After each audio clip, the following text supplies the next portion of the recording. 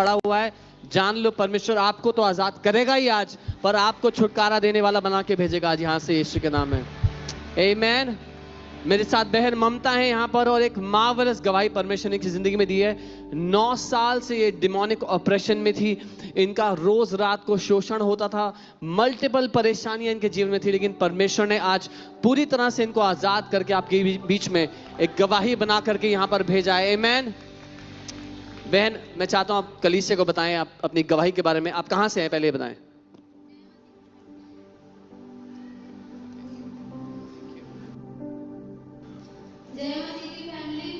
हम गोरखपुर से और यहाँ फरीदाबाद रहते हैं।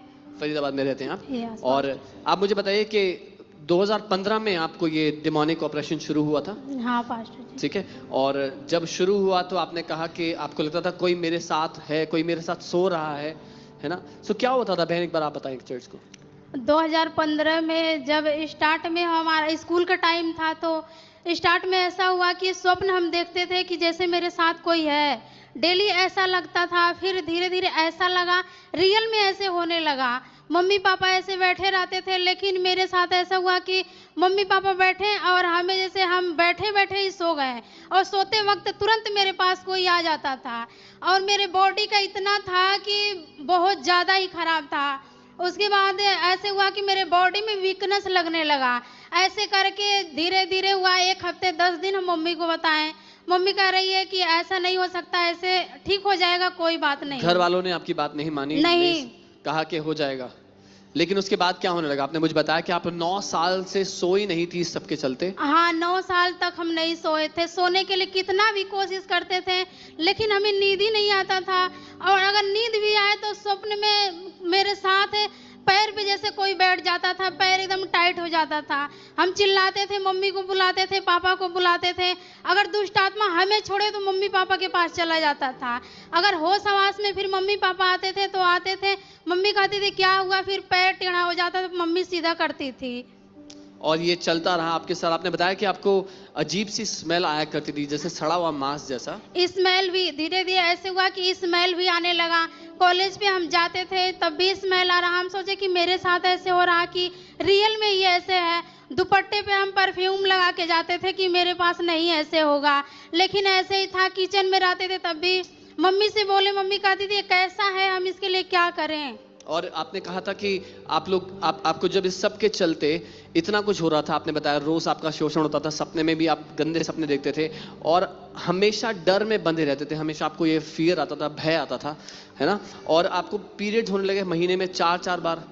4-4 बार पीरियड होता था। पीरियड का लिमिट भी नहीं था, इतना ब्लीडिंग गिरता था कि लिमिट का रहा था पता नहीं चलता, लेकिन लिमिट से बहुत ज्यादा ओवर था। अच्छा, आपकी शादी 2020 में हुई थी आपने बताया? यस पास्टर, है ना? 2020 में शादी के बाद इस सब के चलते आपके 2 बार मिस कैरेज हो गया। यस पास्टर, है ना? उस दुष्ट आत्मा ने आपको सताया। और आप प्रभु में कब आए थे, आप एक बार बताएंगे? 2018 में हम प्रभु में आए थे। 2018 में आपने प्रभु यीशु मसीह का नाम को जाना, लेकिन उसके बाद आपने बताया कि आप प्रार्थना तो करते थे, प्रार्थना तो बहुत करते थे, लेकिन ये सताव खत्म नहीं हो रहा था आपकी जिंदगी से। नहीं खत्म होता था। है ना? और आपने कहा था कि आप बहुत खाना खाते थे, एक बार कलीसिया को बताएंगे उसके बारे में?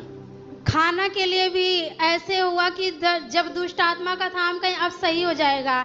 हमें भूख भी इतना लगता था कि 9 बार हम खाना खाते थे।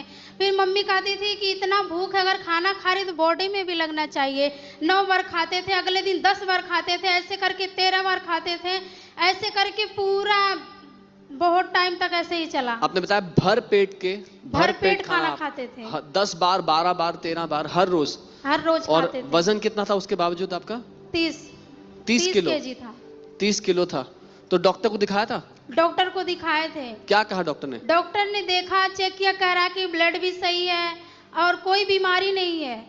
अच्छा, लेकिन ये बता नहीं पा रहे थे कि वजन क्यों नहीं बढ़ रहा है, इतना क्यों खा रहे हो फिर नहीं, भी? डॉक्टर ये कुछ नहीं बता रहा था। अच्छा, डॉक्टर के अलावा आपने कहाँ कहाँ दिखाया, क्या क्या कोशिश की आजाद होने के लिए? डॉक्टर के अलावा फिर जब ज्यादा होने लगा, मम्मी गई 4-5 जगह गई, बाबाओं के पास गई, कई जगह गई दिखाई, और सोखा के पास गई, वहां पर भी गई, लेकिन वहां से कुछ आता था। घर में हम सोचते थे कि खाएंगे सही हो जाएगा, पर घर में हाथ लगाते ही गायब हो जाता था। और कुछ फर्क नहीं पड़ा उस कुछ सबसे। नहीं फर्क होता मैं आपको बताना चाहता हूँ कलीसिया, ये ऐसे कितने सारे लोग हैं जो इस तरह के शोषण में हैं, इस तरह की परेशानियों में हैं, सब जगह भटक रहे हैं, दर दर भाग रहे हैं, पर कोई इलाज, कोई समाधान नहीं मिल रहा है, क्योंकि सच्चा समाधान प्रभु यीशु मसीह स्वयं है। आमीन। और ऐसे बहुत से लोग हैं जो ईसाई धर्म को जान लेते हैं, लेकिन वो परमेश्वर के सच्चे छुटकारे को नहीं जान पाते। मैं आपको बताना चाहता हूँ 2023 में इन बहन के जो पास्टर हैं गोरखपुर से, उन्होंने इन्हें बोला कि तुम FOLJ चर्च में जाओ, वहां परमेश्वर तुम्हें आजादी देगा। ऐसा ही हुआ था, है ना? आपके पास्टर ने आपसे क्या कहा था? पास्टर जी कांटेक्ट किए, कह रहे ममता किसी चर्च में जाती हो? तो हम पूछे कि यहाँ का नहीं पता, तो यहाँ का दिए प्रीति सिस्टर का नंबर। उसके बाद हम कॉल करके और कांटेक्ट करके हम यहाँ तक आए। फिर आप यहाँ आए, फिर ठीक है। यहाँ पे आए। और फिर मुझे बताओ, जब आप FOLJ आए, उसके बाद परमेश्वर ने आपकी जिंदगी में क्या कर दिया? ये FOLJ में हम आए तो यहाँ पे गवाही सुनते थे। कितने लोग कहते थे कि आज मेरा दिन है, आज मेरा दिन है, Amen. ऐसे घोषणा करते थे। तो ऐसे करके उन लोगों का चंगाई शुरू हो गया।